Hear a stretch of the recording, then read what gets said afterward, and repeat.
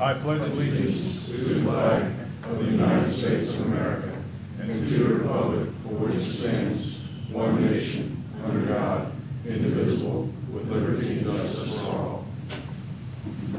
Lord, let us pray. We give thanks for our Commonwealth's natural resources, your gift to mankind that we are pledged to protect as your faithful stewards.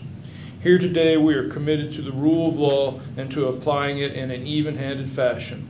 We ask that our deliberations be honest and forthright. Finally, we give thanks for all the efforts of staff and Marine Police to make these commission meetings possible. For this we pray. Amen. Amen.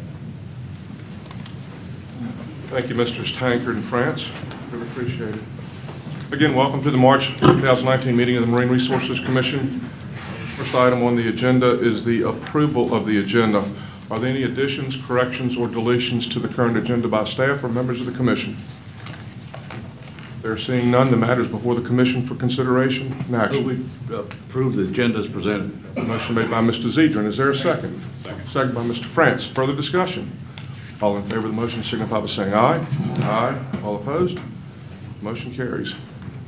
The next item on the agenda is the minutes. You've had an opportunity to review the minutes of the previous meeting. Are there any corrections, deletions, or additions to the minutes noted?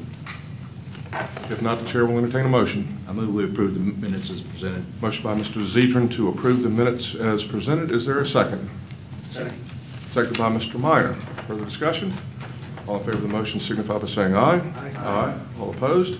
Motion carries unanimously. Stand. One abstention, Mr. Ballard, and that was because Absent. absent. That's fine. At this time, I'd like to swear in members of staff and the Virginia Institute of Marine Science that may be testifying today. Do you solemnly swear the testimony that you will provide today will be the truth, the whole truth, and nothing but the truth, so help you God? I do. Thank you very much. At this time, we have permits, projects over $500,000 with no objection, with staff recommendation for approval. Mr. Watkinson? Bowman, we do not have any so-called page 2 project this month. Does not happen very often, but we do not have any. All right, sir. Do we have any page 3 or consent agenda No, items? sir. Being none. Council, is there any need for closed meeting for consultation with or briefing by you? No, sir. Seeing none. The next item on the agenda, moving right along, is Susan Wade, number 19-0201. Good morning, sir. Good morning. Before I begin, there was one more letter of protest that came in yesterday.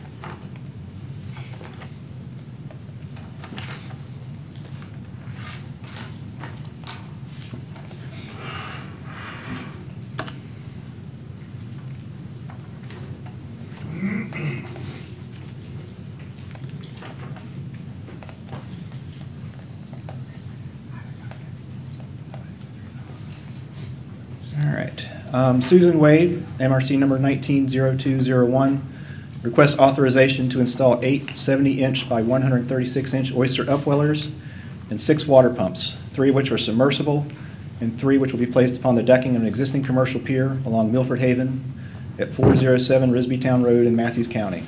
The project is protested. The project location is in Matthews County on Gwynn's Island, and the water body is Milford Haven within the circle here. Before I get any further into the presentation, I just want to show you that the pier has existed for some time in its current location, probably predating VMRC's jurisdiction over these structures in 1962. So we consider this existing pier to be authorized at this time. This slide here is to show you the shoreline of Milford Haven and the mixed use that we have going on here. We have several residential properties in close proximity to the project location here. We also have a condominium complex with its associated pier here. We have a boat ramp, marina facilities, a marked navigation channel through here, And also of note is Callis Wharf here, where Mike Congrove operates his Oyster Seed Holding LLC, which raises oyster spat for commercial sale in the state.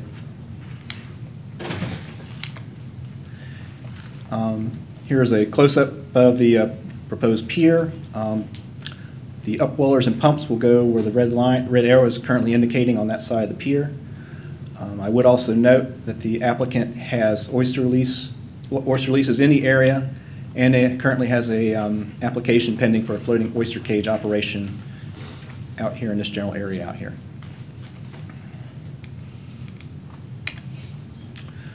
The plan view drawings, again showing the orientation of the pier to the shoreline, the location of the upwellers and pumps here.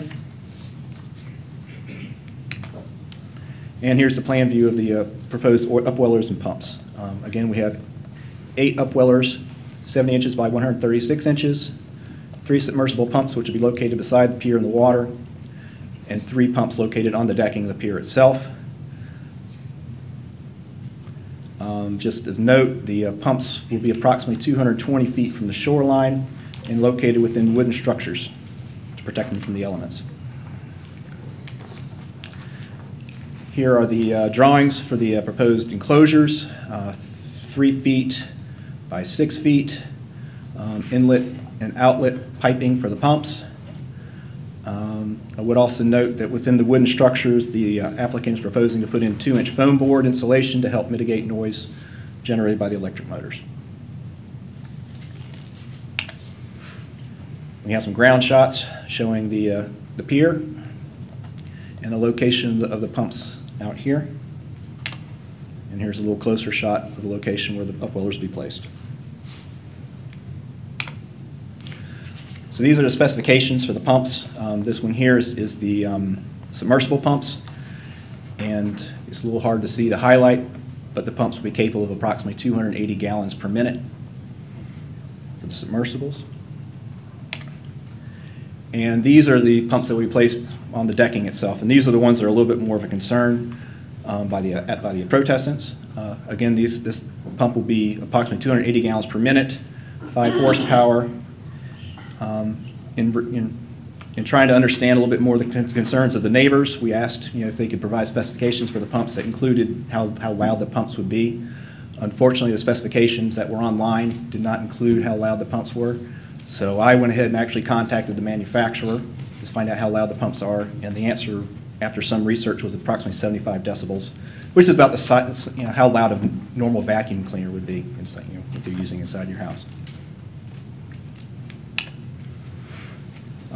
Staff has now received 12 objection letters to date, including the one you have before you today, from 7 different objectors. The primary complaints have been noise, effects on the ecology of the area, and potential local zoning issues. The letters noted that the noise would affect their quality of life, being too loud, they'd be able to hear it inside their houses and stuff like that. Staff notes that the deck pumps will be as loud as a typical vacuum cleaner during their operation, and that given the distance from the shoreline out to where the pumps are, it's approximately 220 feet, that distance should attenuate the noise. And also the pumps will be located within wooden structures with foam insulation, so that should help mitigate the noise even more.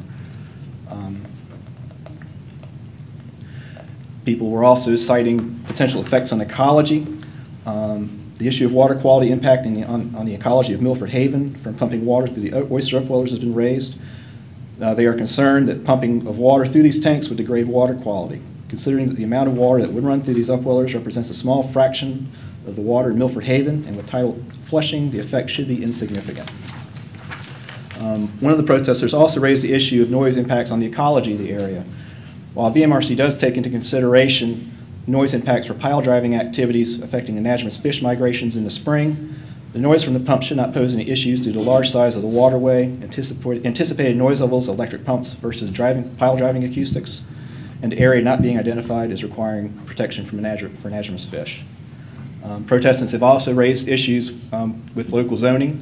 I have contacted the local zoning administrators for Matthews County. They indicate that the applicants are current with their zoning permits, and they don't anticipate any additional problems with what they're proposing in this application. In summary, staff understands the protestants' concern regarding the installation of oyster upwellers. in water pumps and their effect on the ambient sound conditions in the area. The installation of these pumps and tanks will increase noise levels in the immediate area and add structures to the pier. However, staff feels that the use of electric pumps and the enclosure of these pumps and housing will mitigate noise levels. If issues of noise do impact quality of life in the area, and there are Matthews County zoning laws that could address the issue. In addition, staff feels that the ecological effects of pumping water for the upwellers will be negligible due to the size of the waterway. It should also be noted that Oyster Seed Holding LLC operates the oyster hatchery approximately 1,100 feet upstream of this location and has continuous use pumps providing water for their operations as well. The commercial pier has existed at this site for over 56 years. Since the pier in its original form predates VMRC regulatory authority, it is considered to be authorized. However, staff can find no permit records for any royalties paid for the encroachment of the pier subsequent to its initial construction. As such, the installation of the upwellers will require a royalty of $1.50 per square foot for the encroachment over state-owned subaqueous lands. Since the proposed pumps to be installed on the pier are electrical and will be enclosed in wooden structures to mitigate noise, and that the commercial pier has been in existence since the early 1960s, staff feels the project is appropriate use of state-owned subaqueous lands. Accordingly, after evaluating the merits of the project against the concerns expressed by those in opposition to the project, and after considering all the factors contained in 28.2-1205 of the Code of Virginia, staff recommends approval of the upwellers and pumps as proposed with a payment of $793.50 for their encroachment over 529 square feet of state-owned subaqueous lands at a rate of $1.50 per square foot. I'll be glad to answer any questions you have regarding the project. Any questions by members of the commission? First, Mr. Ballard. Go over what exactly our jurisdiction is on this. It's an existing pier, and is it the intakes that we're concerned about, or the structures on the pier? The structures on the pier, the upwellers and the pumps, and the enclosure for the pumps. As well as the intake. Okay. Anything above that pursuant to Zappulo versus Crown that's upland, we have no jurisdiction over. Further questions? Mr. Zedrin. Do these pumps run 24 hours a day? They could potentially run 24 hours a day when they're raising spat for their oyster releases. Further questions? Ms. Everett? Is that all year round, or? I'm assuming it would be when they're actually trying to raise spat, so I would assume it's a seasonal, but the applicant's here, he could probably address that question a bit better in how he plans to utilize the pumps. Further question, Ms. Everett? And could you show that aerial again with Mr. Congrove's property, and are they similar pump? Oyster Seed Holding. Oyster Seed Holdings LLC. I'm not too familiar with the operation here, but he does raise spat for sale around the state. I'm sure he has water intakes that he's using to withdraw water, and they're probably running 24/7 as well when he's raising spat. And he produces a large number of spat. This is one of only a few we have in the state. So comparable operation. It's probably a larger operation than what we're proposing here. Further questions? Mr. Tankard? And what was the nature of the commercial pier since 1963? I know they've had crab shedding tanks on this before. As recently as, I think, maybe 5-10 years ago, they had oyster shedding tanks on, crab shedding tanks on here. I'm sure they've processed seafood, landed seafood on this. Like I said, this has an extensive history going back at least 50-some years. Follow up, Mr. Tankard? And when we say commercial pier, that is a particular designation in the state of Virginia, correct? It's not a private pier. When we talk about private piers, that's for somebody who utilizes the pier for their own water access reasons. This is a pier that's being utilized to make money. Right.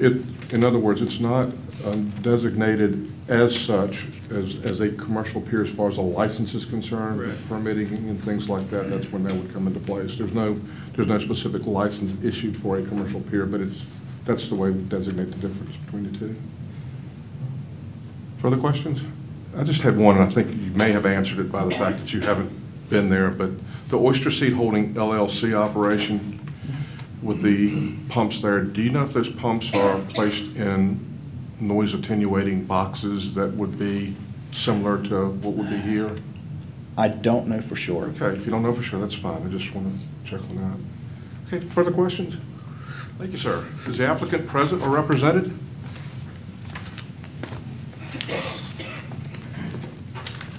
Good morning. Hello. Morning. I wasn't expecting to get up here so quick. We aim to please. Would you raise your right hand? Yep. You solemnly swear the testimony you give will be the truth, the whole truth, and nothing but the truth, so help you God. I do. You state your name for the record, please. Ben Woodard, Okay.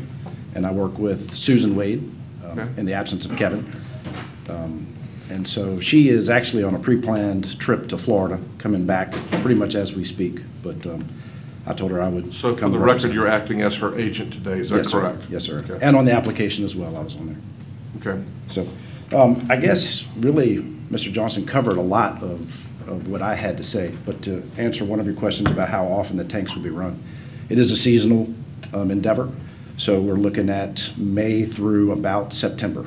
And not necessarily 24 hours a day. It would depend on the seed that we have in there at the time. So seed is grown in different lots. So you might get 1 million seed and you grow those until they reach a certain time, and then you take them out, put them overboard, and then the pumps get turned off until we get the next lot. So it's not that they would be running all the time. Also, the tanks wouldn't all be fully utilized all of the time. When you start with a new lot of seed, you start in one tank, and as they grow, you expand to typically about 3 times that size, and then till you reach full capacity. But they wouldn't all the tanks would not be running all the time, 24 hours a day during that period. And what that means is the pumps wouldn't be running all Yes, the sir. time? That's Okay. right. Yes. Makes for clarification. Sorry. That's okay. Not a problem. A couple of things. Well, Mike actually, Mr. Johnson already did a good job of showing the aerial, but we're talking about putting them here. I guess one thing to show here too is that. Sir, can you show it down here as well so that we can see that? Sure. And point to where you're planning on putting. So we're going to be, we'll be here, down this side, and the pumps will be off of this end where the deeper water is, because this is a little shallow. What is under that roof structure? What do you do there? Currently, we've used it just to sort through cages and to arrange bags. There's no. It's equipment then? Yeah, it's Okay. equipment All right. in there right now. It's been used for various things over the years. I thought that this would be something important to show you guys. One thing that Mr. Johnson did have incorrect in his statement was that this was 2 years ago. This was spring of 17. There were 60 crab shedding tanks there with 3 motors, 2 that ran full-time and the third as a backup, pool pump motors. What horsepower were they that were running? I don't know, it was before my involvement, but Okay. I spoke with the caretaker of the property who was telling me exactly what was there, and then I could count from here and see. These were here for anywhere at a minimum of 10 years, and we think as many as 15, so somewhere between 10 and 15 years, these were on the dock running. This was run all through May and all through June, along with, this was a 24-hour operation with lights. You can see the lights all the way around it. They had people in the middle of the night who were there fishing the shedding tanks and packing them, and there was a lot of activity on the dock, none of which is what we're proposing. We don't have lights set up, we're not going to be there in the middle of the night, none of that kind of thing.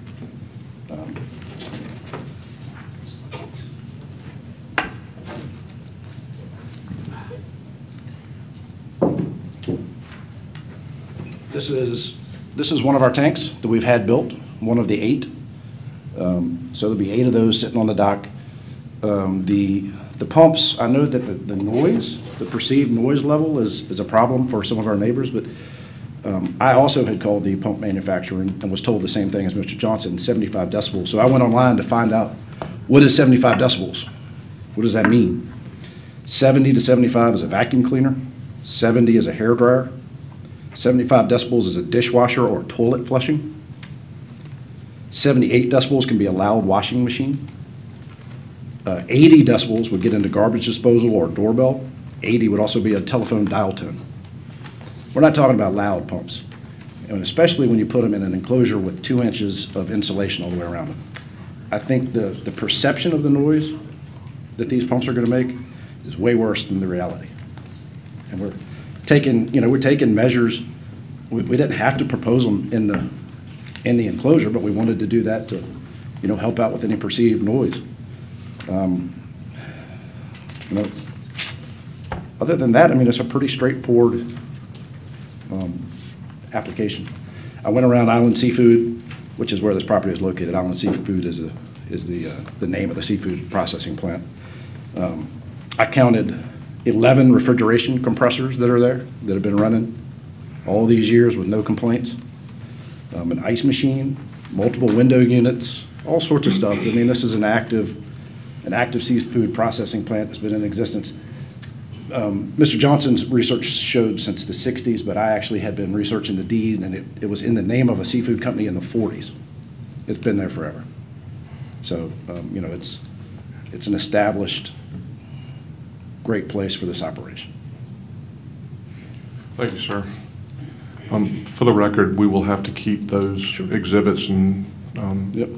Mr. Johnson, if you'll hold on to those as we leave and label them Exhibit 1, 2, and 3 pursuant to this case number. I appreciate it.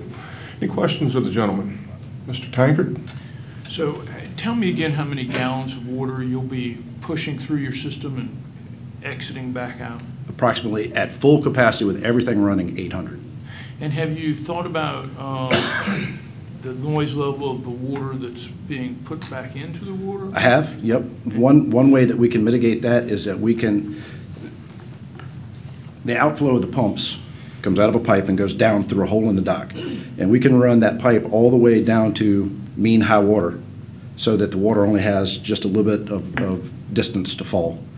I can check on running them underneath the surface of the water. The I only can thing, tell you that you have a problem with that. yeah, well, I'm afraid the back pressure it would put on Yeah. the system would cause it to not work right. Used to work in a sawmill. I know how electric motors run. Yeah, so you know that we can certainly, you know, it does not. It's a pretty tall dock, so we don't need it to run. We don't need it to drop from deck level all the way down. We can extend those outflow tubes, and be happy to do so.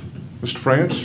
Yeah, I don't see much difference in this than the crab shedding operation that No, was sir. there. You had 3 pumps running also then? It was 2 that were running with a third as a backup, Okay. which is another reason why we've asked for 6 pumps, because when you start trying to configure this type of thing, you know, if you have submersible pumps and something comes through the water and jams those pumps up, I mean, it takes a lot of tinkering to get it right. And how many tanks were, shedding tanks were there? There were 60. 60? At least 60 that I can count in the picture, and there could have been some that weren't even in the picture. And during those years that those tanks were there and in operation, were there complaints of noise? To my knowledge, never. Further questions? Thank you, sir. Thank you. Yep. Anyone else here in support of this project? Yes, sir. Good morning, sir. Good morning. Would you raise your right hand? Solemnly swear the testimony you give be the truth, the whole truth, and nothing but the truth, so help you God. I do. You state your name for the record, please. My name is Todd Janeski. I'm with Virginia Commonwealth University, Rice River Center. I'm the director of the Virginia Oyster Shell Recycling Program. I've actually prepared a statement in support of the project. So I'm coming before today to kind of share a bit of our role at Island Seafood on Gwynns Island. We are working, we run a statewide oyster shell recycling program, and we operate all of our wet work, all of our seed setting and a remote tank setup on Gwynns Island at this facility. We operate those tanks, there's 2 4,000-gallon tanks from May through July, pretty much continuously. Last year, we released more than 7 million oysters into the Pianka tank as part of comprehensive restoration of that resource. The Pianka tank is one of those priority watersheds that has been identified to be restored, and we have plans for this year to increase our output from 7 million to 15 to 20 million. We've been really fortunate to have an opportunity to work there. Our program is based on a partnership-based approach with the general public, with businesses, and most especially the commercial seafood industry. We had approached Mr. Wade, the late Mr. Wade, about utilizing these 2 remote set tanks on his property that were built some time ago with replenishment monies to support our development and growth of our program to better the outcome of oyster restoration in the state. He was not one to hesitate and quickly agreed because he saw the benefit that it would have to the ecosystem, to the economy, and to the resource as a whole. His support of ours was continuous during our time there and our continued time there. Last year, we partnered with Nature Conservancy, Marine Resources Commission, and NOAA, and had a press event on the Pianka tank to celebrate the development of another 15 acres of oyster reef. We placed on top of that oyster reef some spat-on shell that was our shell. We were on a dead rise that the late Mr. Wade had actually donated, again, because of his support for the industry, the program, and the partnerships. Mr. Commissioner, you were part of that process. There were other staff that were there, and it was a good opportunity to really celebrate the efforts that we are doing comprehensively within the state, whether it's in the Lafayette, Lynn Haven, Wicomico, York, Those embayments are our priority areas for oysters right now. Our ability to continue this work actually hinges a bit on this permit. If this permit's denied, the most likely alternative location is going to be the site of these permitted tanks that are there right now. We would be displaced so that these upwellers could be placed at our location.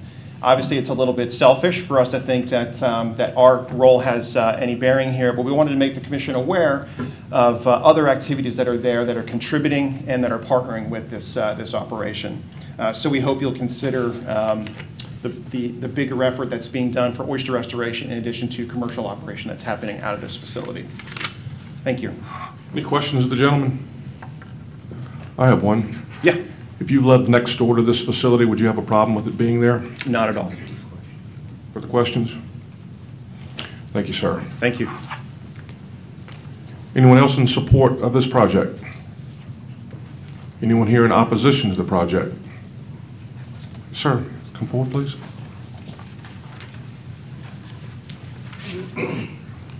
Good morning, sir. Good morning. Would you raise your hand for me? Right hand. You solemnly swear the testimony you give be the truth, the whole truth, and nothing but the truth, so help you God. I do. Thank you. Can you state your name for the record, please? My name is Joe Atherton. Mr. Atherton, good morning.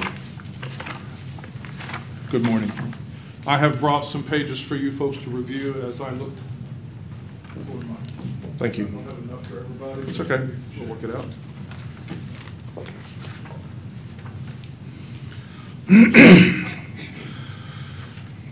The few of us that came here today, as well as those that are represented in our LLC, Save the Haven, and those actually that reach across the Commonwealth, are not here to oppose most of this today. We do live next door to this. The only things that I would want to be able to talk to you about is the planning for this. And I need to congratulate your engineering department for what they've done, because they have done the homework that probably should have been done ahead of time. Thank you, sir. I object to portions of the application for the following reasons. Number one, there is no clear statement as to why 3 additional land-based pumps are needed, other than in the original application he wanted to do it. Well, I want to do a lot of things. I'd like to know why it's needed, why the pumps above the water are needed. And if you're going to put pumps above the water, what are the plans going to be? There's no clear statement on the specifications of the pumps concerning decibels.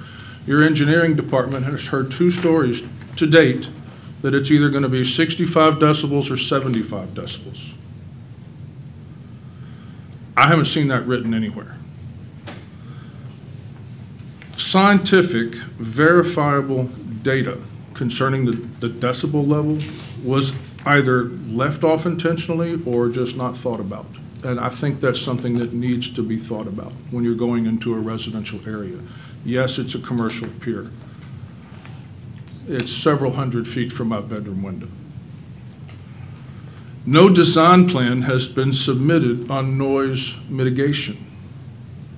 I would think a scientific plan would be a good idea concerning noise reduction. There's no scientific basis, in my opinion, to evaluate what will be created. If it's quiet, if it doesn't make noise, we're all for it. That's great. I don't think you can establish a plan to put a motor in a shed with what I've heard for the first time today, 2-inch insulation, unless you know that that's going to do something. Maybe you should talk to an engineer, or maybe you should talk to somebody that knows something about sound to see if that will actually do it. Maybe you should mount these things on rubber feet. I know the diesel engine on my sailboat is a 30 horsepower diesel engine, and when my hatch is closed, it sits on rubber feet. And when the hatch is closed, you can have a conversation, you can talk, it's just fine. You open that hatch, you have to scream at each other almost. It does work when you do it properly. I would like to be sure that it's going to be done properly. The following serious unanswered questions indicate to me a haphazard approach to a technical business that we hope can successfully thrive. Perhaps if we all work together to achieve a fact-based answer to serious questions, both the oyster production and the community can live together. Senator Mason, a couple of weeks ago, has indicated that he's willing to work with our group, and I would ask that this body do the same thing. The questions that I feel are unanswered and the concerns that I have are on the second page that I passed up to you. Number one, what's the true noise level of the water pumps running at capacity? The limited research that I've done into decibel levels, if you have an increase of 10 decibels from the original number of 65 to 75, that is an increase of 100% noise. Decibel level is not a curve. It's a bell. So it's kind of like an earthquake. A 2.5 might not be so bad, but a 3.5 will knock a building down. I mean, it's not a straight line equation. I've asked your engineering department for that equation so that we can figure it out. I haven't heard anything back about that. I don't know what that is, but that would be good to know. In addition, we're not talking about one pump running at now 75. We're talking at 3 pumps running at 75. Another question I would have is, do you multiply those numbers together? Do you add those numbers together? Or does it stay constant at 75? I'm sure it doesn't stay constant. Number 2, both 65 and 75 have been reported. I think we should know in writing why there's been an inconsistency. And again, as I said, it's a nonlinear increase. It's not a linear increase in noise. I would like to know how they propose to measure the noise level. No noise would be great. A little bit of noise would be fine. The research that I have done indicates that 70 decibels is loud traffic and 80 decibels is loud highway traffic at close range. Additionally,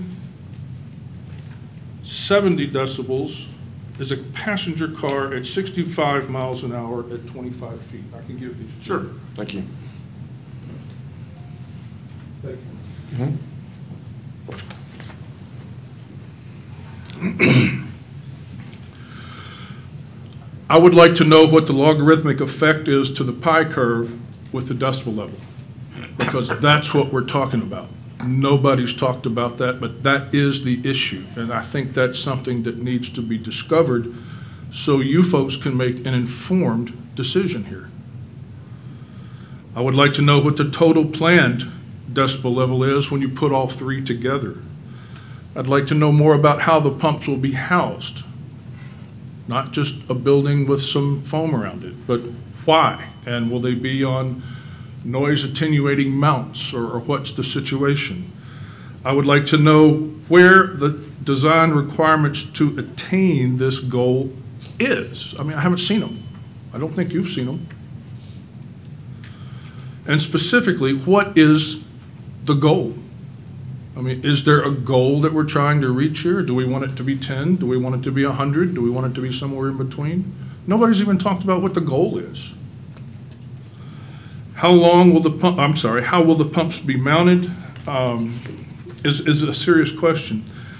And then finally, would you consider establishing a time restraint or a day limit or an hour limit, or something we don't have to listen to from 8 o'clock Sunday morning to 8 o'clock Sunday night, or maybe all night long? I think a time limit would be a good thing. We have no objection at all to a submersible pump. I think that's a great idea. We have no objection at all to a pump that doesn't make any noise. I would love for there to be more oysters. I grow oysters. I think they're great. I have no problem with that. What I have a problem with is not having the information before you take a vote. I think you need the information. And it was mentioned earlier that if there is a noise problem, Matthews County comes into effect or comes into play. If I could, real briefly, read you something in Matthews County statute.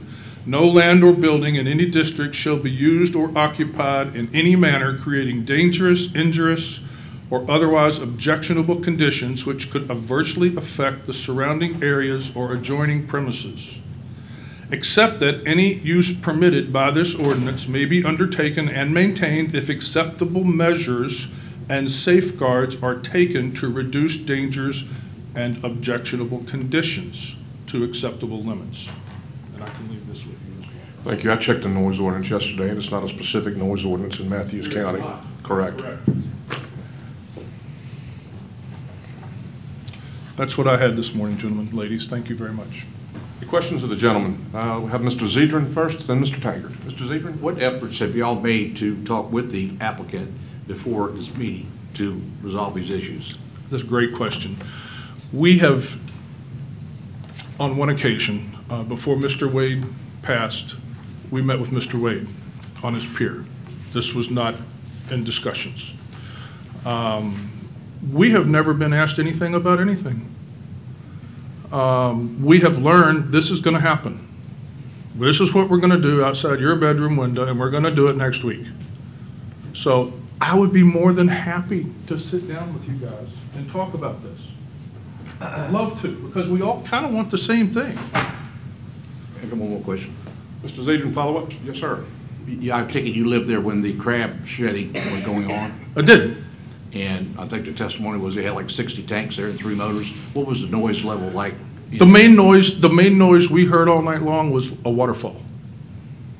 The water that fell, I don't know what the height was or what the situation was, but for several months a year, there was a waterfall. And it was annoying, but why? I mean, nobody complains. And so you didn't hear the motors running at all? I did not hear the motors. Now, I hear lots of noise from that direction, and that's fine. And it's not noise that happens every now and then it's a concern. It's noise that happens 24 hours a day, 7 days a week for 3 or 4 months. That's a problem. Mr. Tankard? So would you point out again where you live and how long you've been there?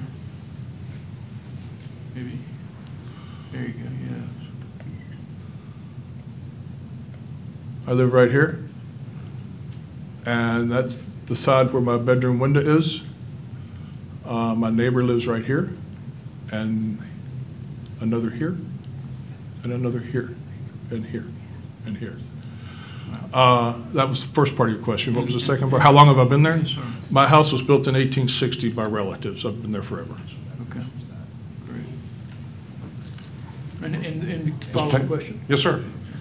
So, and these maps, it's hard for me to get a sort of feeling of how far that is away in like mile or feet. Oh, no, not miles. I can swim it pretty easily. Good for you. It's not that far. Is that a comparison, Mr. Tankard? Good for you. There's a 500-foot scale to the bottom left. Okay, here we go. So if this is 500 feet, I'm not going to hurt your screen here. So it's the first row, so that's 5, looks like about 1,000 feet. 850. Okay. Thank you, sir. Further questions? Oh, I did take the liberty of looking up 75 decibels, and it appears that 75 decibels, as to what it actually is in debate, and according to reference, it's an online scientific thing. So 75 decibels is about the loudness of chamber music in a small auditorium. It is just above a normal speaking voice, which is about 65 to 70 decibels, and it is below a telephone dial tone, which registers at 80 decibels. So I think, there's some debate as to what actually 75 decibels. Yeah, I've heard all over the board on that. Any further questions of the gentleman? Thank you. I think a sound engineer would be a good person to talk to. Yeah, an acoustics engineer, yeah. Further questions? Thank you, sir. I'm sorry? Oh, Mr. Zedrin. Do you have any wave action there? Yes and no. I mean, wave action is, today it was pretty rough because it's blowing 40 miles an hour out there. We lost 30 trees in a storm one time. It was pretty windy and rough that day. But typically, it's less than 2 feet. Okay, thank you. All right, thank you, sir. Thank you. Anyone else in opposition? Yes, sir.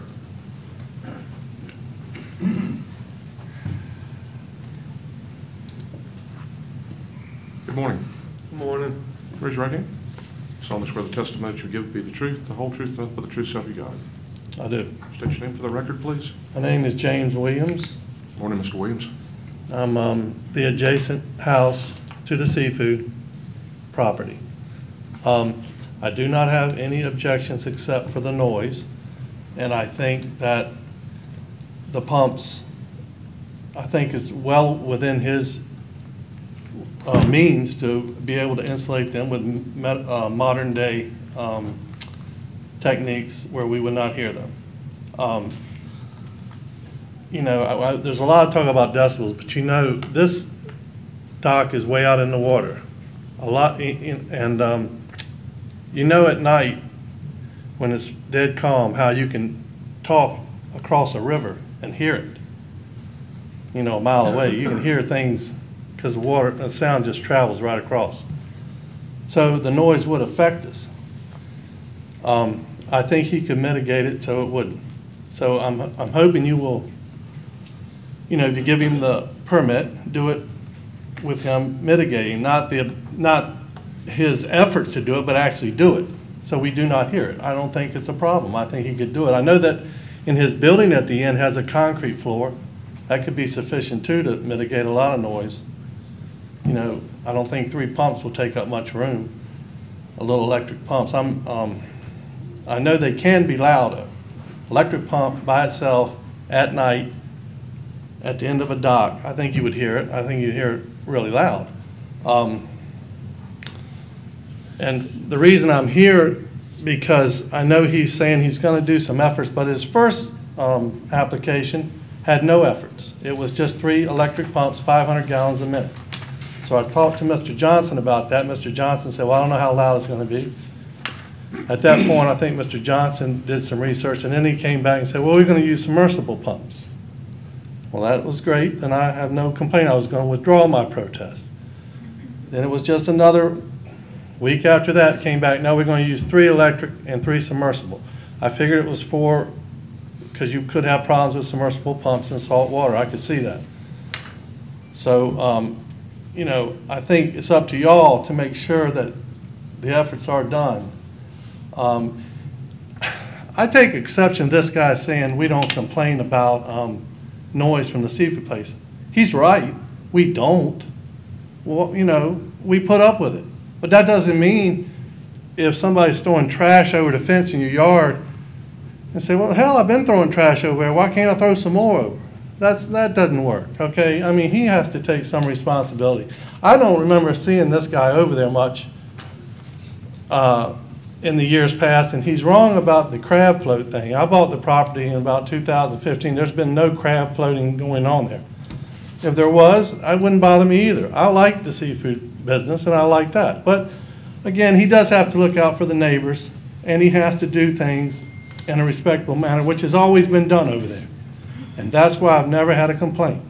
And as long as he takes care of this and makes sure at night when I walk out on my beach,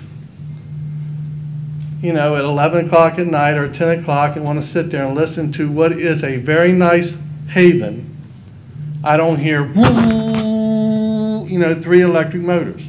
And I think he can do that.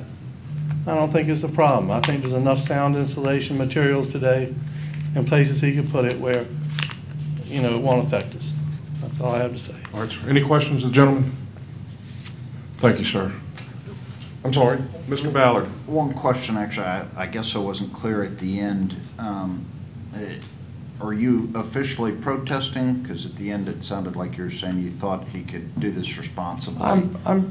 I think I'm asking you to permit it with no sound, and that's fine with me.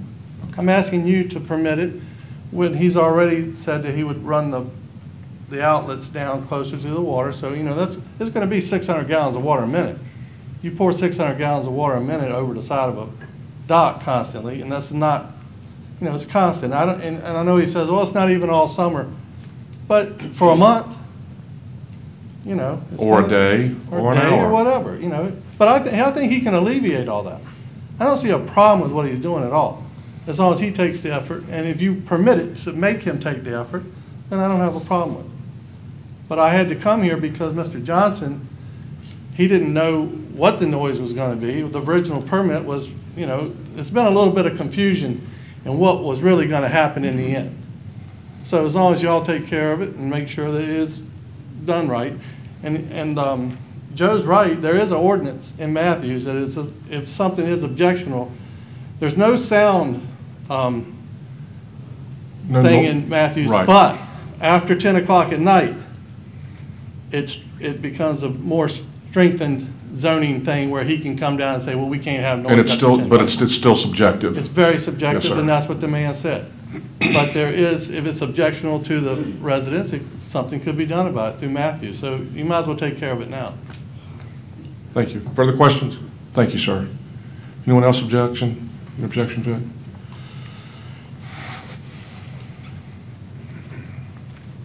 Good morning, sir. Good morning. Would you raise your right hand, please? Do you solemnly swear the testimony that you give will be the truth, the whole truth, and nothing but the truth, so help you God? I do. Thank you. Can you state your name for the record, please? David Judson. I'm sorry? David Judson. Thank you, sir. And I would like to protest for this for the same reasons that you've just heard. And I don't really have anything else to add other than that as far as sound traveling, we can hear traffic going across the grate on the bridge at night with the house completely closed up if the wind's right. So it doesn't take a whole lot of noise to be aggravating. All right, sir. And that's basically all I have. Thank you. Any questions of the gentleman? Thank you, sir. Thank you. Anyone else object to this project? And sir, you've got 3 minutes to come and rebut, or say whatever you'd like to say to the project. And I really would like to hear some indication. And also, Mr. Watkinson, as far as this permit is concerned, conditions that we can put on the permit deal with noise attenuation measures, correct? Well, this does get into the zoning type issues, but I think. Well, yeah, to the but point also. that you want to put some conditions on there to attenuate the noise.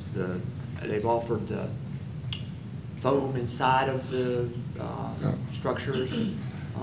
If you think there's anything else that would be appropriate. Well, I don't know exactly what it would be, or do you want to put some standard on them that they have to meet some decibel level at some No, distance? I'm not looking at that, but I think we're kind of straddling the line of whether this is a Zapula, where it's upland, or whether it's in our, but I think under 1205, we do have the right to consider the effect on adjacent property owners.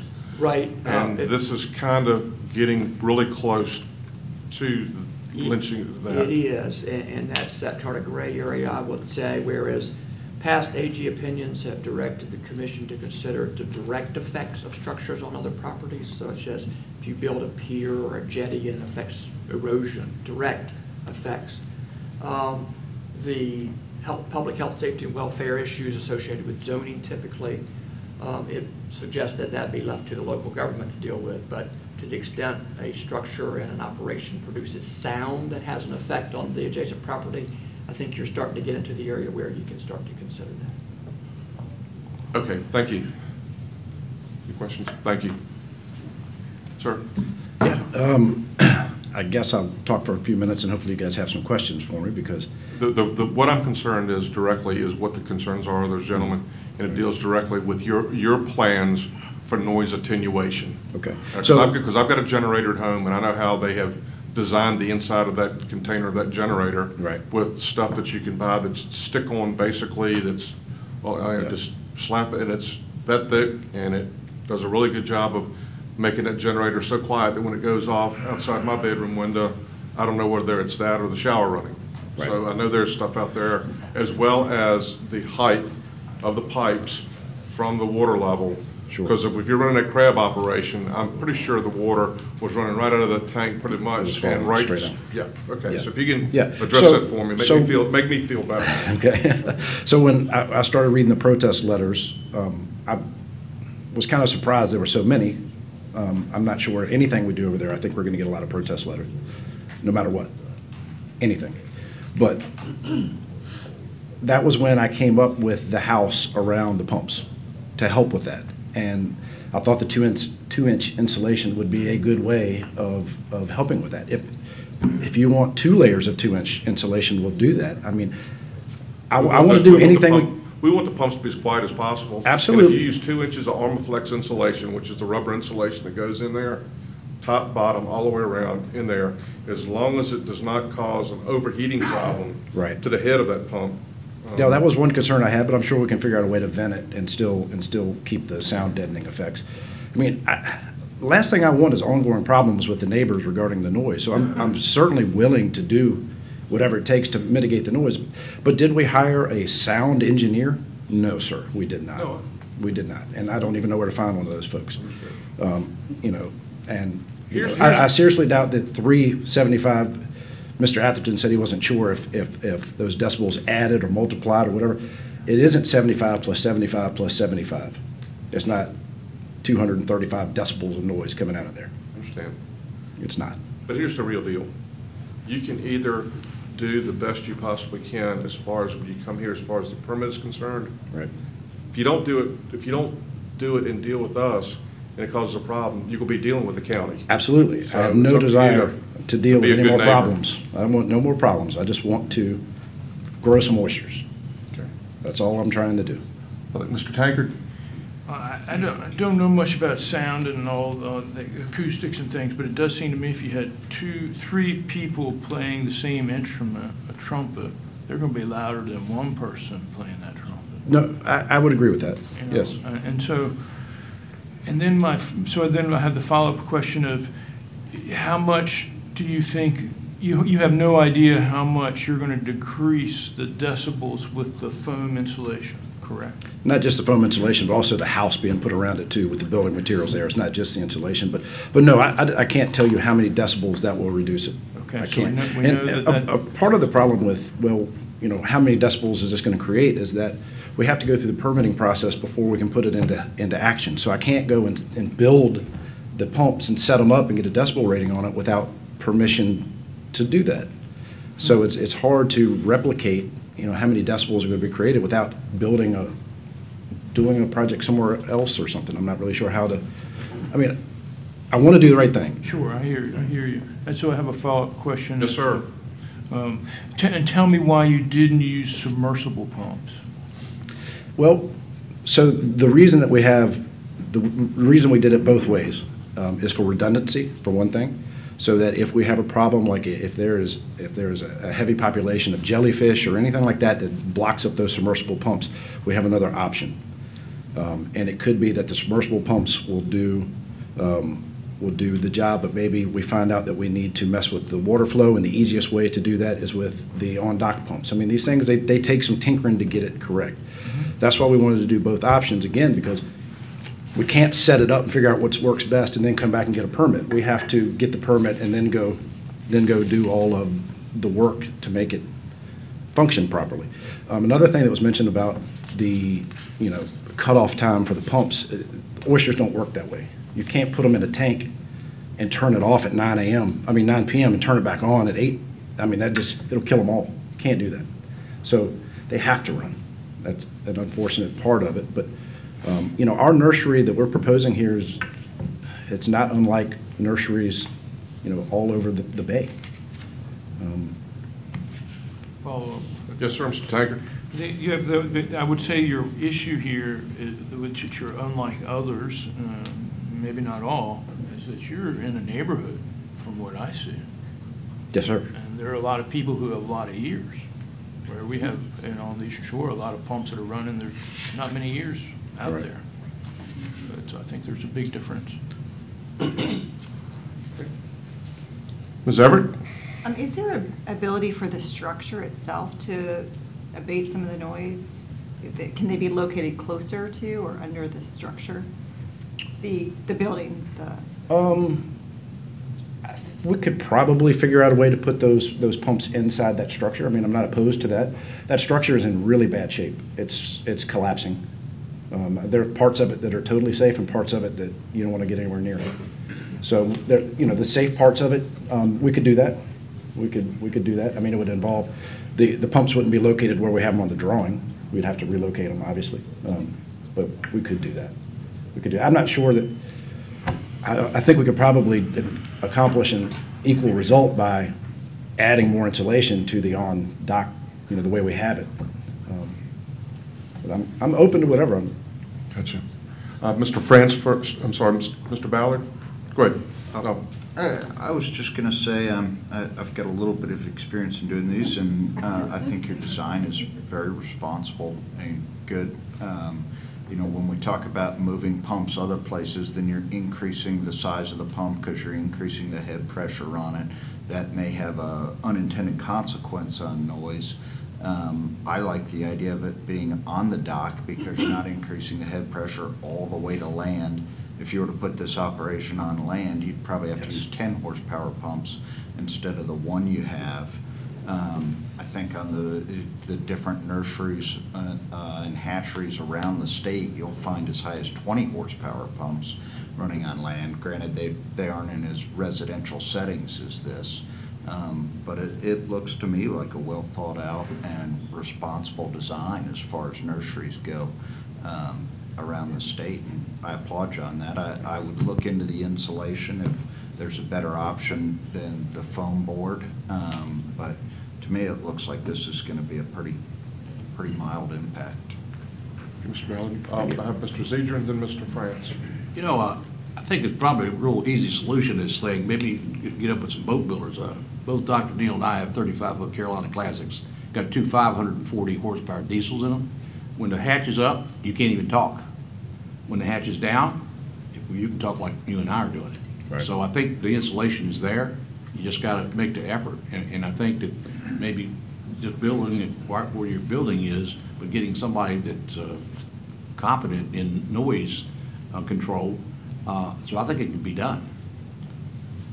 Thank you, Mr. Zedrin. Mr. France? Yeah, sometimes the outflow of water can be louder than the pumps themselves. Have you done anything to maybe reduce that, like with the outflow pipe maybe closer down to water level? We will. We can put it right, to the water level. As we were saying before, I don't think we want to put it so it's underwater because I think it'll mess up the dynamics of the flow. But we can put it right down to the edge of the water, mean high tide. Thank you. Further questions? I think we've vetted this one pretty thoroughly. Good. All right. Thank you, sir. Thank you. Matters before the commission for discussion and action. Mr. France? I think VMRC has enough practical experience in these things with up boilers, tanks, crab floating, shedding tanks and stuff. And we've taken a good look at this, and I think all the precautions are there, and the design is there that this should go over very smoothly, I would think. Further comments or? What is the staff recommendation?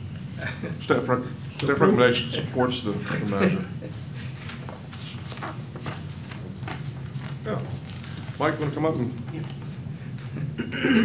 read the last paragraph? Yep. For the record again, please. I just had it.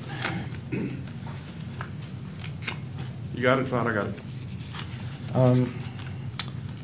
Accordingly, all right, so since the proposed pumps to be installed in the pier are electrical and will be enclosed in wooden structures to mitigate noise, and the commercial pier has been in existence since the early 1960s, staff feels the project is appropriate use of state-owned lands.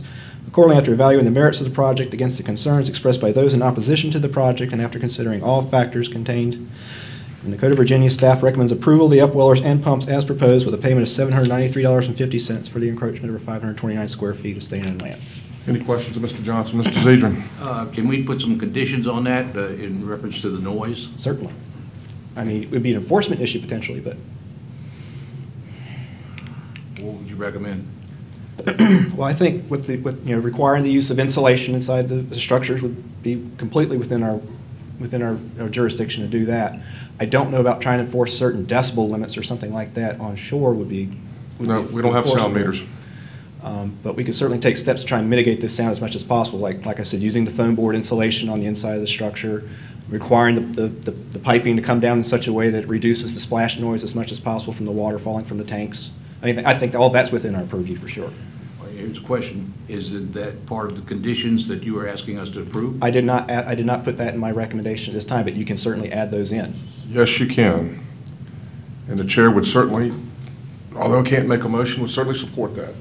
Mr. Zedrin? I would make a motion, we approve it with the conditions that you just stated as far as noise and the supervision for construction of the noise compartment and that type of thing.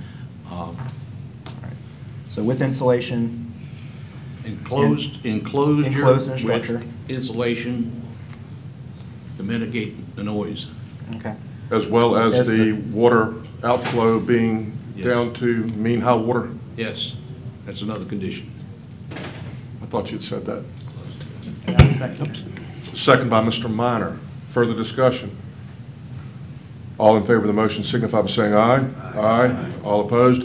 Motion carries unanimously. Sir, in all due respect, please be a good neighbor. Don't want to come back here. Okay, thank you.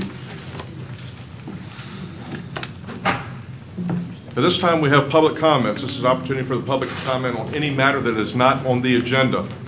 Any member of the public wish to speak on public comments? Going once, twice? There comes it. Next item is license status review. Who's handling that? Good morning. I'm sorry? Too early? At 12? Okay, and for the record, I'll just let the commission know, we've long had a rule that goes back, like I said, a long way, that deals with the agenda. We've always taken certain items afternoon because at certain times the agenda flowed to the point where that was, you know, a situation where it was, didn't cause a problem. I've noticed, you know, in the last several meetings and during my tenure that, you know, the agenda at times, especially habitat, depending on that ebb and flows, sometimes based on economy, sometimes on this and that, and things that that happen. Objections are there, then they're removed, and that's why we have one habitat matter this morning. So I have directed staff, commencing the next meeting, that the 12 o'clock rule as far as other items will be removed.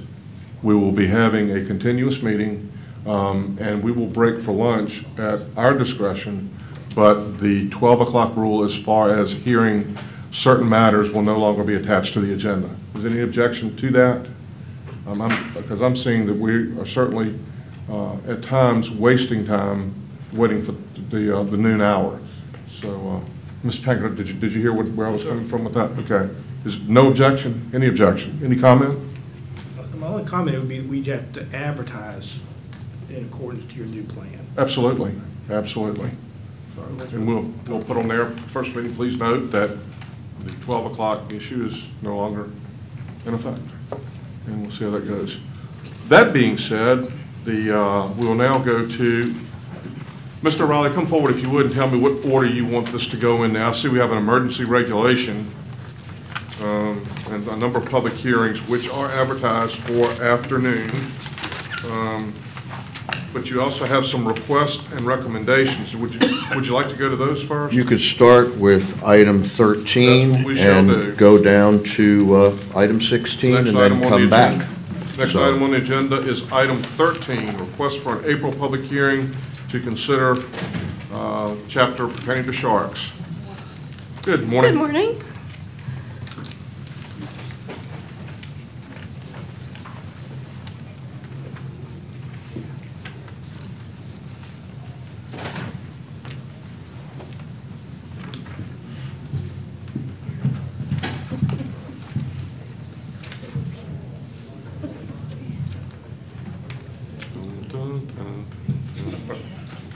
There you go. There we go. That'd be a shark. There we go. Okay, this is a request for public hearing to consider amendments to Chapter 4 VAC 20-490 pertaining to sharks to establish the May 1, 2019 through April 30th, 2020 commercial spiny dogfish harvest quota as 2,215,484 pounds. The spiny dogfish season runs May 1 through April 30th, and Virginia receives 10.8% of the southern states' specific quota. For the 2019-2020 season, we're getting 2.2 million pounds of that quota. This is actually a 54% decrease from the 2018-2019 season. So it is going to be a large decrease for us. The decrease in quota is based on the 2018 stock assessment update. And although the coastwide population is not overfished and overfishing is not occurring, the update does indicate that biomass has declined. Because of this decline, a 46% reduction was taken on the coastwide quota to ensure that overfishing does not occur. If this item is approved for April public hearing, staff will provide the Commission with an update on the current management efforts for the species, as well as the quota adjustment. Staff recommends the Commission approve advertising for an April 2019 public hearing to establish the May 1, 2019 through April 30th, 2020 commercial spiny dogfish harvest quota at 2,215,484 pounds. Is there any questions? And since we have time, there's plenty of time for questions. This fishery seems to ebb and flow as far as demand and popularity and things like that. Yeah, it's very industry-based also. And we will definitely, staff, we're going to give you guys a full update on how the stock and how everything is doing next meeting. Okay. What's the pleasure of the Commission? First, I can tell you the stock's doing. Your stock assessment's out of whack. You can walk across the ocean on those things. I move to approve staff recommendation. Request. Motion made by Dr. Neal and seconded by Mr. Minor. Further discussion? All in favor of the motion, signify by saying aye. Aye. All opposed? Motion carries. We got a little bit of time. We'll go outside. We'll see if we can walk across them. A little rough today, but anyway. Okay, next item on the agenda is item 14, request for public hearing pertaining to taking of bluefish. Okay. Another request for public hearing. This is a proposal to amend Chapter 4 VAC 20-450 pertaining to the taking of bluefish to establish the 2019 commercial bluefish quota as 915,857 pounds. For 2019, the bluefish specifications will remain very similar to that of the 2018 specifications. The ASMFC and the MAFMC have established the coastwide commercial quota at 7.7 million pounds. This includes a 4 million pound transfer from the recreational sector to the commercial sector. Virginia receives 11.8% of the coastwide quota. So for 2019, we will be at 915,857 pounds. This is a small 6% increase from the 2018 quota. Our staff recommendation is the Commission approve advertising for our April 2019 public hearing to amend Chapter 4 VAC 20-450 pertaining to the taking of bluefish to establish the 2019 commercial quota as 915,857 pounds. Any questions? How much did we catch for land last year in Virginia? About? I don't know the exact number off the top of my head, but I believe it was around 40,000 pounds. 40,000? Mm-hmm. Yes, and staff will also, if approved, provide some details on the current management efforts at the April meeting. I'd like to hear that. Mm-hmm. That's, to me, I mean, bluefish, when I was a kid, you really could walk across those too, literally, and it just doesn't seem to be, there's something to be looking forward to hearing that. Is there any recreational catch at this time? There is, I don't know the recreational numbers. Yeah, we just don't have statistics today. Mm-hmm. We will have it available. Are you saying, are they still fishing for them? Yeah, Mm-hmm. so I mean, it used to be a fishery that we enjoyed for many, many years when, years ago, 30 years ago. Now it just seems like it's gone. You're right. Further comment, questions? What's the pleasure of the Commission? Move to approve staff recommendation for advertising public hearing and Motion made by Mr. Tanker to approve staff recommendation for public hearing next month on bluefish. Is there a second? Second. Who's that, Mr. France? Second by Mr. France. Further discussion? All in favor of the motion signify by saying aye. Aye. All opposed? Motion carries unanimously. Thank you. Thank you. Okay. Item 15, recommendation, funding recommendation for a river herring sampling project from the Virginia Marine Fishing Improvement Fund. Good morning. Good morning.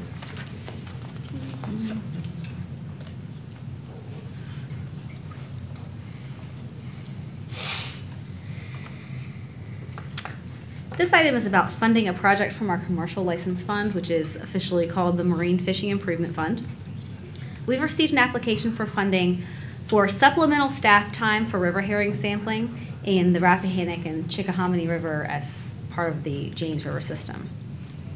For over 20 years, there's been an American shad monitoring effort that's been completed by VMRC, and that project is funded as part of a sport fish restoration program funding, and that completes some of the ASOC mandates for American shad. In 2014, the Commission approved a $40,000 supplemental funding amount for additional staff time to sample river herring, and that was an add-on to that larger federally funded program. In 2017 and 2018, the river herring sampling portion of that was funded with that larger federal program because funds were available at that time. But now in 2019, there has been a reallocation of those federal funds in Virginia between saltwater and freshwater, and so there are less funds available for marine projects. Because there are funds available in the commercial fund at this time, staff recommends funding the river herring sampling project again from the Marine Fishing Improvement Fund for expenditures totaling $40,000. And I'm happy to answer any questions about our program. Any questions? It's a pleasure of the Commission. I guess I do have. Dr. Neal. This is something we need to do, is this correct? All right. Then I make a motion to approve staff recommendation. Motion made by Dr. Neal to approve staff recommendation. Is there a second? Second. Second by Mr. Minor. Further discussion? All in favor of the motion signify by saying aye. Aye. Any opposed? Motion carries unanimously. Thank you, ma'am.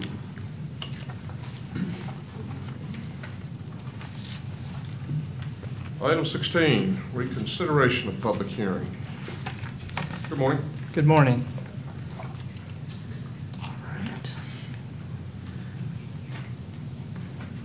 This is a request for a public hearing for April public hearing to consider amendments to Chapter 4, VAC 20-950-10 pertaining to black sea bass to establish a 2019 recreational fishery management measures in accordance with the results from the 2019 recreational season.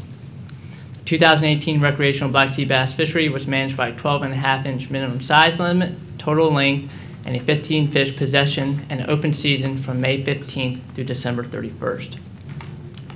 So in February, federal waters were open. Both North Carolina and Virginia participated in this fishery. If you recall, last year we harvested about 6,459 pounds of black sea bass.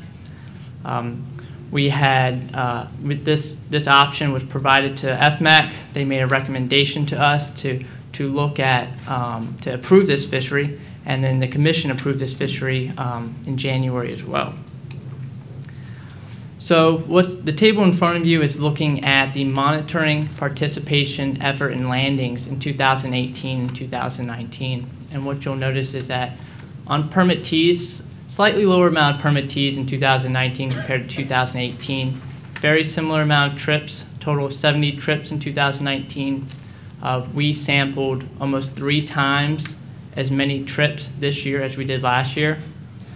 We collected just over 1,200 biological samples, which is 4 times the amount of samples that we collected last year. And then we had a total amount of 4,398 black sea bass reported, or 10,000 pounds in February. So this table looks at the average catch rate in terms of numbers of fish, or the average catch rate of all fish that are kept and released by mode. So the charter captain, their average catch was 11 fish, which is approximately 73% of their possession limit. Possession limit is 15 fish per person, the private angler caught an average of 9 fish, or approximately 60% on average. So now what we're looking at is the number of days that we would have to forfeit to achieve those landings that we harvested in February. So using the daily landings rate from Wave 3 or Wave 5 as recommended by FMAC and suggested by the Commission, it would take at least 21 days to account for those landings. FMAC, we had a meeting last night with FMAC. They understand that 21 days would be necessary to account for those additional landings. They also asked that we explore other options, looking at landings from other waves, waves 4 and waves 5. I'm sorry, waves 4 and wave 6. We will be exploring other options and providing their recommendation to you at the public hearing. Staff requests that the Commission approve an advertisement to consider amendments to Chapter 4, VAC 20-950-10, pertaining to black sea bass to establish the 2019 recreational fishery management measures in accordance with the results from the 2019 February recreational season. Thank you. Any questions by members of the Commission? I have comments. We've got time for me to talk. Sure. First, I really want to thank Rob for getting us this, and his people for getting us this February fishery. The person in charge of your survey, and is it Dan? Is that his name, or the one who did the dockside survey? Jeff. He and his people were amazing. They were really in some pretty nasty conditions. They were pretty amazing. The times they would meet us to dock to count and weigh our fish and measure them. The law enforcement was awesome. I mean, they were there every single time we came in. Again, in some not nice conditions, and their attitude was pretty amazing. If I had to be there at that time doing this kind of stuff, I'd be kind of grumpy. But our law enforcement was pretty amazing. Your surveyors were amazing, and the work you did to get us this fish were amazing. And it's very gratifying to me that ASMFC is taking our numbers that you've collected and using that. So I guess I'm just saying, well done, and we appreciate it. Thank you, and it was a big group effort, and the benefit this year was that we had a little more lead-in time than last year for planning, so we were able to plan a little bit better. You're right, law enforcement was very good in getting out and making sure we had the monitoring, because that's important.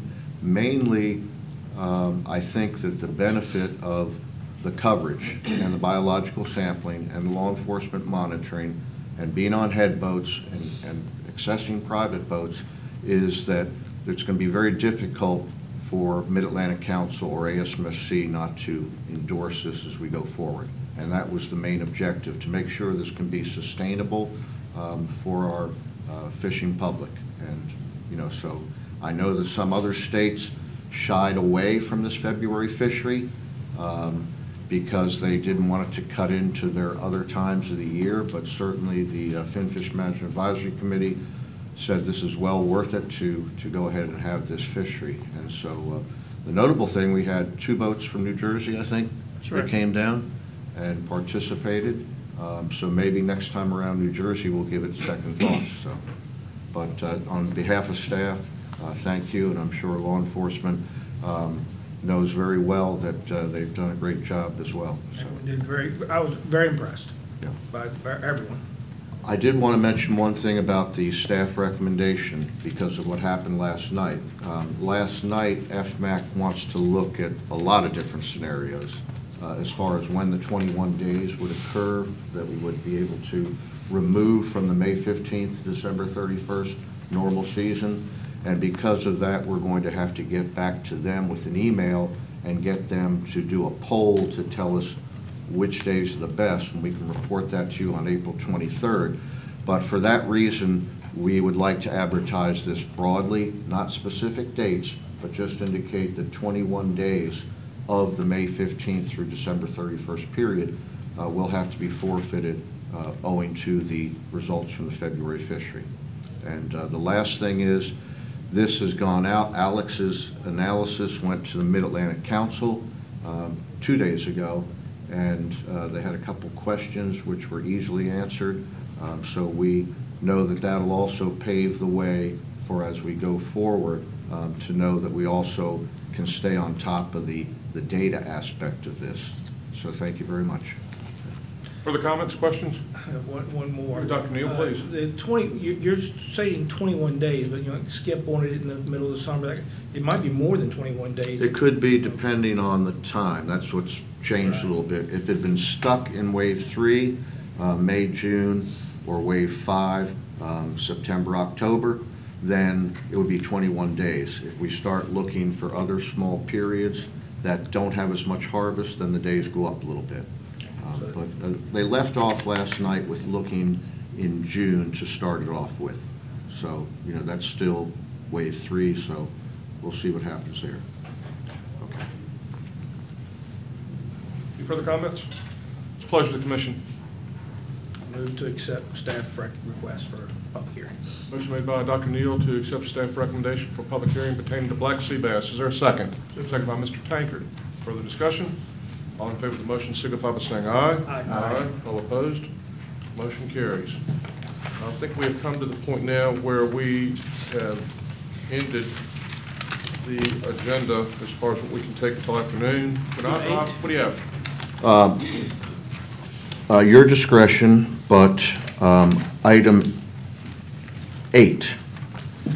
So there's a public hearing held next month when the commission... Emergency reg. Yes. Yep, understood. So that could be taken at your discretion. Let's take it up. Okay. That's one that's, I don't think it's going to be controversial with a lot of input. If somebody comes in and wants to comment, we'll let them. But anyway, I think it's... And this shouldn't take too long, I don't believe. It won't now.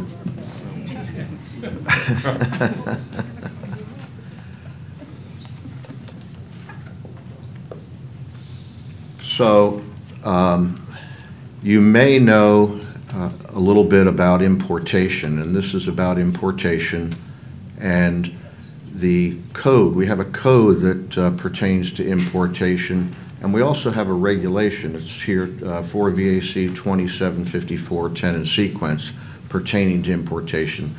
That regulation developed on the basis of importing clam seed and then oyster seed, and from Florida hatcheries and also from northern hatcheries. That's how that all developed.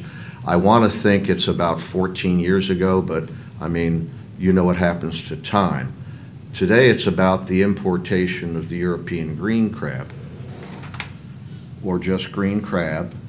And just a little background, ballast water, just as you know, VIMS in the past has indicated that MSX was a ballast water situation. Dr. Burson, formerly of VIMS, indicated that. You can see there was some spread through time by the 50s in Nova Scotia, and there are breeding populations. Virginia's thought, from what we've been able to research, and it's been within the last week or so, a very small breeding population. So I give credit to Ethan for doing this research to prepare this, and that's always a big help. So, you know, we find that there have been effects on other species. It's very difficult to find a non-indigenous or a non-native species that does not have deleterious effects on native species. I mean, we know that from many different venues. So small shore crabs, clams, juvenile small oysters are most susceptible. So green crabs can't get to the larger size shellfish, but they certainly can get to the smaller size shellfish. So it's a pretty good predator. Today, what we're going to ask the commission is a situation that we do already have a code section, which you can see here. And if you look at subsection A, or paragraph A of the code, you can see that there certainly are pretty strenuous guidelines. So you just can't import anything into the Commonwealth for the purpose of putting it into our waters without it being listed. Now, we know our list is a regulation by virtue of the first list, essentially, that we've had was for clams and oysters. And there's also shell stock involved, not just seed. So The other thing is that you get permission from the commissioner for such a importation. To back that up, a number of years ago, we developed the regulation, and specifically Section 30 of Chapter 4 VAC 2754 deals with approved species and criteria. And what's occurring here is law enforcement has concerns that certain courts are not going to look favorably at the situation of the code section or the regulation, because when you think of the regulation, it's permissible. It says what is lawful. It does not say what's prohibitive. So right now, when you look at the situation in our regulation, it's lawful to bring in certain species: oyster seed, oyster shell stock, Mercenaria seed, Mercenaria clams, hard clams. There's nothing about prohibitions. And Commissioner, Ms. Block, all agreed that there already are provisions. The problem that we're asking you today is to help is that the courts, that there are some judges who they will say, we don't see anything that prohibits this. And you could probably spend a lot of time trying to educate the process, but it's going to be easier to just move forward and establish prohibitive language. So we have an emergency amendment to include language that explicitly prohibits the importation of European green crab. And it's very straightforward, and it's in the same chapter or regulation. So it shall be unlawful for any person to import any species, including the European green crab, Carcinus manus, that is not on the list of approved species in Chapter 754, with the intent of placing such animals into the waters of the Commonwealth. So again, this isn't new. I can remember this going back quite a while. It's not a perennial problem. Bait and tackle shops import them in, and I suppose Maine is a pretty good place to get the importation. It's a nice bait for tautog, I understand, and maybe some others, but tautog is often cited. So one little problem which has kept law enforcement from going to some, prosecuting some cases or issuing summonses is the fact that if they're dead, does that matter, putting it in the water?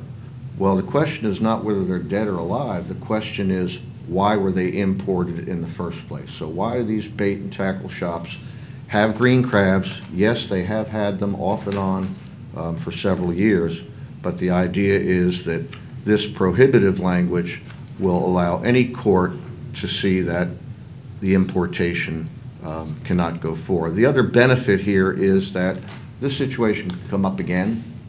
We might find another species that we have to make it very clear that it's a prohibition, and so this is a placeholder for that as well.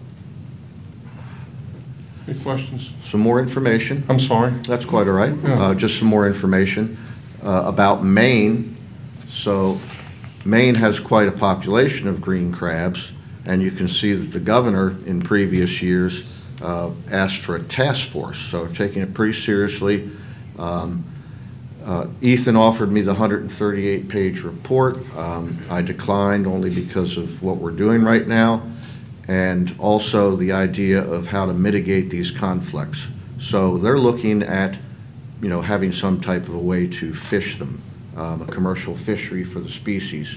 And, that probably is something that we should keep our eye on. Again, in Virginia, we don't know a lot, but we know there are green crabs that are, reproducing to some extent, but not that we know to a great extent. So that's Maine. Our sister agency, Department of Game and Inland Fisheries, does require a permit to possess non-native species or non-indigenous aquatic nuisance species. There's also a Chesapeake Bay situation where they have a non-indigenous protocols that go back to the 90s. I think that goes back more to when Gigas was considered for, maybe importation into Virginia waters. But green crab is not what's in the game department's regulations. And Oregon and Washington states prohibit the importation of live crabs. I've read a couple of things with Washington State where they really are up in arms. So, so this is a pretty good thing that we're going to try and have the commission go forward with today. And that's the language again. And the staff recommendation is that the commission adopt the emergency amendment described in section 35 of chapter 4 VAC 275410 in sequence. Staff also recommends this emergency amendment be part of an April public hearing to incorporate the amendment as part of the permanent regulation. So thank you, Commissioner. Sir, can you put the language back up there for me, Rob, if you would, please? One less. The language, what the language was. Mr. Zadrin? Having sat on the bench for a while, I would have a problem with the intent of placing such animals into the waters of the Commonwealth. That means the police officer, the water officer has got to show an intent. You brought up the fact that these tackle shops, you know, sell them for bait. They could be dead. I don't know how that plays into this thing. Suppose you have a dead crab, and you can still place it into the waters of the Commonwealth. So, and if you look at the other comparison statutes here, you don't have nothing like that in there. Now go back to those other two statutes, like two regulations. Up front, one thing is quickly, no, they're not always dead from the tackle shops. Actually, it's live bait as well. So, you see the way these regulations are written here. It says currently requires a permit to possess these. That's all. There's no question about that. Is if you want to have them, you got to have a permit, and prohibits the importation, sale of species and so forth that are non-indigenous, but do not explicitly do that. There's no intent in that statute. It's either you comply with this or you don't. The next one from Oregon and Washington, same thing, explicitly prohibits the importation of live green crab. And see, I see that Oregon is having a problem there too. Oregon permits to take for any commercial purposes. So you got to prove it's for commercial purposes. So that's not good when it comes to law enforcement. Now let's go back to ours. the one that I have the answer. Right there. It shall be unlawful for any person to import species inclusive that is not on approved list. Why don't you stop right there at the end of that A?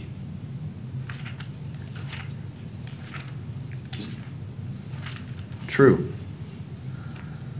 That's good. And if Rob, can you remind me what the code section is? 825. Thank you.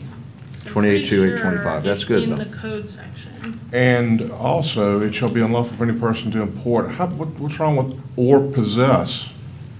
Right. Well, your staff person had possess in there, but council indicated, and I think she's looking now, that since there is a code section, 28-825, you have to stay within the confines of that code section. The only other thing I could think of is if we wanted to do possess, we would do a separate regulation. I don't know what we need to do, but possess needs to be in there somehow, some way. Do you concur? Yeah. Well, again, what about green crabs that are already caught in Virginia waters? You gonna make those illegal to possess? Yes. Yes. So if You have no need to have one. I mean, you'd rather return them to the water? are you going to bring them in and, well, why don't you kill them and throw them back over? Well, then that would be the regulation. Just like a snakehead. Yeah, well, that could be. But they're already being caught. Hang tight, all right. Let me just Council weigh clarify in. here. 28.2.825, it shall be unlawful for any person to import any fish, shellfish, or crustacea into the Commonwealth with the intent of placing such fish, shellfish, or crustacea into the waters of the Commonwealth. And then it's unless one of the following conditions exists, including if it's from a list adopted by the Marine Resources Commission. So that language is in the code section. That's not something we just came up with. And it doesn't say possess in the code section, it just says import. So if we want to put possess in there, I'm going to have to look and see if we have some authority somewhere else to prohibit basic possession with the intent, or possession at all. not saying that we might not have authority to prohibit possession, but it's not going to come from this code section. Well, what worries me is to import is a continuum. To possess is instantaneous. I think. I'm not a lawyer. Mr. Ballard? And with Maine trying to create a commercial fishery and a market for this item, I'm not sure what effect that would have on it, but if they are selling these as crab cakes or some form of commerce, that might be something to think about as well. If we make it illegal to possess it, would that prohibit seafood dealers from carrying this item? If I may. It would. I hope so. So if I may, we have that situation. So we had that situation with river herring. River herring's under moratorium, no possession, but we do, if you have bill of lading and for transport, you can do it that way. Even striped bass is that way. So that wouldn't be an obstacle. But again, the possession, Block and I did talk about that. I had it in my first draft, and I understand the reason why, if it's not within the statute that way, it can't be there. So the question is, would the commission rather that we start a new regulation and have possess in there? Dr. Neal, go ahead. And I guess the overall, the way this whole thing is set up, you're only allowed to bring in these particular clams and oysters from these certain places. And the way that reads, if you're saying, well, that means you can't bring crabs, and you're trying to clarify that now, well, that's telling me I can't bring in anything that's not on this list from another state. I couldn't bring in blue crabs from North Carolina. I can't bring in ballyhoo from Florida. No, it's non-indigenous. It's not, blue crabs are Does it say that? Yeah. That's not, no, read it. That's not what it says. Yeah. It says import any species from another thing. And so, it doesn't say an invasive species or anything like that. The way it reads, if you're saying that because it's not on this list, you can't bring this species in, well, you can't bring any of them. And if you're going to start that broad brush, I mean, you're looking at species that we bring in all the time. Just to clarify, that is true whether we put this language in the regulation or not, because that's what it says in the code section. Right. So we can clarify that in the regulation. Means right now, we can't bring in bluefish from another state, the way this reads. I mean, it's I think and so I can see why judges have problems with 825 is, a situation that can be clarified by the regulation. I don't have the entire 754, the chapter 754 in front of me, but I know when we talk about oysters, for example, we go ahead in that regulation and define other jurisdictions, which you can bring in oysters, for example. I think we'd spend a lot of time to try and go after bluefish and everything else, as you're suggesting. I don't think we should, and I don't think that was ever the intent. But if you read it, that's what it says. It says you can only bring these things in. And so by, anything else we bring into the state with intent of using it, any kind of bait, anything we're putting in the water, it's saying we can't bring in anything. And which would mean all that ballyhoo and Bishop's tackle shouldn't be here. If that's would be how we're going to apply it. Going down there right now. I agree, it's clear why the regulation was developed for oysters and clams. The idea of any other species was not part of, all that. And with John's thing, with that intent to the waters of the Commonwealth, again, the way that's reading, it would be perfectly legal to bring in a bushel of green crabs from New Jersey with the intent of using them as bait at the Triangle Rex. Because those are not waters of the Commonwealth. And so, I mean, that I don't see how anyone couldn't beat this at all. Well, no, I don't intend to put them in the waters of the Commonwealth. I'm taking them out I'm going to fish outside of the Commonwealth's waters. Kelsey? Ms. Block, I thought you had a comment. Your hands indicated you did, but anyway. My hands are, that's the statute. Frustration. That's the statute. Okay. We can't change the statute through the regulation, and this is a class 1 misdemeanor. I'm not sure that we can take out the intent portion of this misdemeanor in the statute through regulation. I don't think we have the authority to do that. So this is what we're working with. In other words, objections. In other words, what we have as far as regulation, proposed emergency regulation at this point is the best we've got to work with. To keep it in mind, it could use some study between now and next month. Does that distill it down pretty good? Yeah.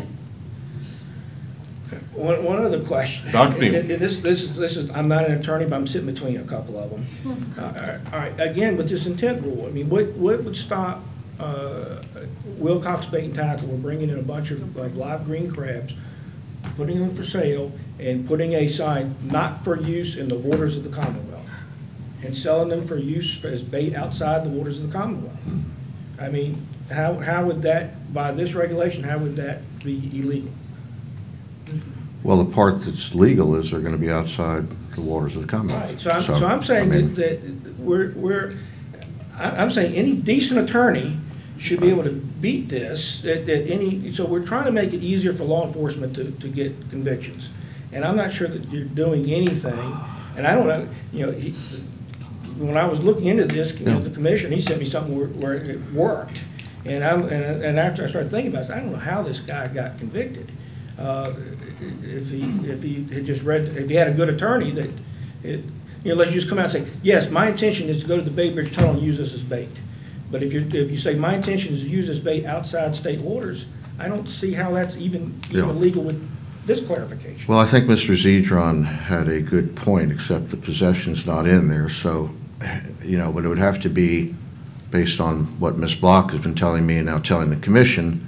It would have to be a separate regulation. And the problem is the bait and tackle shops. So in a way, wherever the green crabs end up for a fishing activity, it's the fact that they are brought into the bait and tackle shop, and they are sold live. Yeah. So, you did see the information on predation. I'm not sure that if it's in federal waters that gets us off the hook, because it's a situation that it's the bait and tackle shops. I think what we need to do, and I'll go back to the first regulation. If you read that first regulation that we have literally, as far as the list?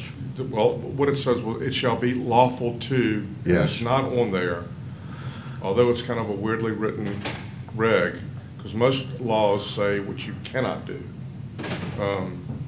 I still think it's enough to sustain a conviction. But what I think we should do is consider adopting what we have as a patchwork method. I don't know how many cases we have pending. Colonel, do we know if we have any? None that we're aware of. None that we're pending right now. And do some study, or we can simply put it off for a month. And I see a nod from council. I would have no problem putting it off for a month and try to find somehow, some way, Ms. Block, and all due respect, if we can, to get possession in there. If we get possession in there, regardless of where it is, it's illegal. You can't possess them. We don't care what you're going to do with them, how are you going to do with them, anything. It's like other things that are illegal to possess. We don't have to prove what your intent is.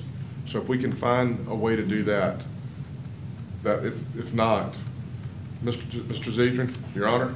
I think putting a piece of patchwork in the puzzle is the wrong thing for the business. I agree.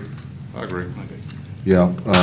So staff thinks that it should be a new regulation, and put it off for a month, and we'll come back again with an emergency regulation that has possess in it. That if we can. Yeah.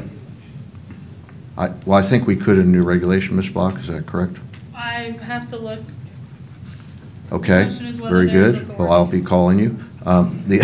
The other part of this is how do we, the little problem that's been identified in that this doesn't say non-indigenous or non-native in the code. And I don't know when that code section is probably listed at the bottom as to when that came about, but. So are you saying you could give me some work to do with the legislature next year? Because I really don't want any.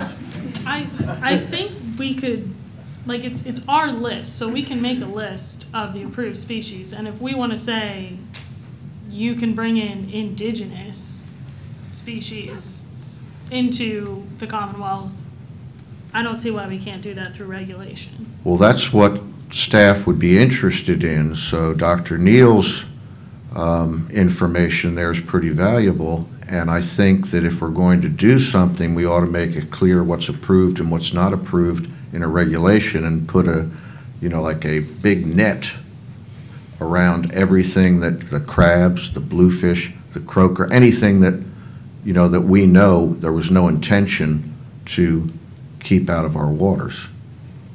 So, I mean, that. Okay, well, we've got some very, very intelligent minds that can work on this thing for the next 30 days and come back with a solution or whatever. That Yeah, plays the by green crab consensus. thing, first of all, I think we're kind of closing the door after the cows already got out. They've been here for 200 years, they're gonna get here. My personal opinion, they've already taken over the bay if they were going to. But on the off chance I could be wrong, and we're actually doing something, it just needs to be something simple. It's illegal to possess green crabs in the state of Virginia, period. And That's what I'm looking for, and I'm looking for a method to get there. Says if it pleases commission by consensus, we'll pass this matter over until next month. If it pleases commission? Yes. All right. Let's see, that's, I think, all that we have. Has lunch arrived by chance, do we know? Or? Just public hearings coming up after this, 9, 10, 11, 12. Well, we will be in recess, I'm going to say right now, until noon or shortly thereafter. Thank you.